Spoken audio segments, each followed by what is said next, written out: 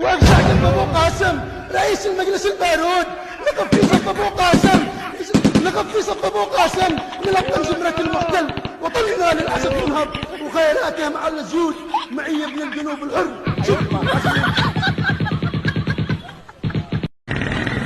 يتم الآن إحراق أبو قاسم رئيس مجلس البارود.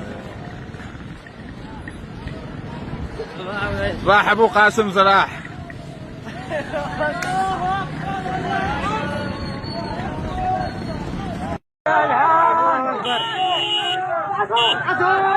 ادعس امشى امشى امشى امشى. هذا عيدر الزبيدي. ايوه رئيس المجلس البارود واقف جنب ابو قاسم رئيس المجلس البارود. كل واحد على بيته، كل واحد على بيته.